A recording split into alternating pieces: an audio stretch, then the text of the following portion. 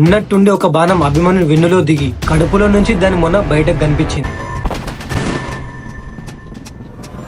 ఇక నీ కర్తవ్యం నీ రాజు ప్రాణాలను కాపాడడం. రాజుగా చూసినా నీ స్నేహితునిగా చూసినా నా ప్రాణాలను కాపాడాలంటే నీ ముందున్నది ఒకటే ఒక మార్గం. ముందు నుండో వెనుక నుండో కానీ మొత్తానికి వాని ప్రాణాలు తీయడం అని దుర్యోధనుడు అంటుంటే కర్ణుడు వద్దు అనడానికి ఎంతో ప్రయత్నించాడు. కానీ రాజుని స్నేహితుని తన బలగాన్ని కాపాడుకోవడం కోసం తనకిష్టం లేకపోయిన అభిమన్యుని మీదకి బాణాన్ని వదిలాడు. తనకు తెలియకుండానే చేతిలోని విల్లంబులను వదిలేసి 2 అడుగులు వెనుకకు వేశాడు. ఉన్నట్టుండి ఒక బాణం అభిమన్యుని వెన్నులో దిగి కడుపులో నుంచి దాని మొన్న బయటకు కనిపించింది. ఆ బాణాన్ని వేసిన వాడు కర్ణుడు. వెనుక నుండి బాణం వేయడం యుద్ధ నీతిలో అన్నిటికంటే హీనమైన నేరం. అది అధర్మ యుద్ధం. అభిమన్యుడు కర్ణుడి వైపు తిరిగి, ఛీ కర్ణ, నీ ఉన్న రణరంగంలో నేను పోరాటానికి నాకు అవమానంగా ఉంది. నీ గురించి విన్న వీరగదలు, నీతి, త్యాగం, దాన ధర్మ ప్రవృత్తి అంతా బూటకం అని అభిమన్యుని అనగా కర్ణునికి తల తీసినంత పనైంది. ఒక్క మాట మాట్లాడకుండా తల దించుకున్నాడు. కానీ ఆ బాణం అభిమన్యుని చంపలేదు. ఇది అంతం కాదు.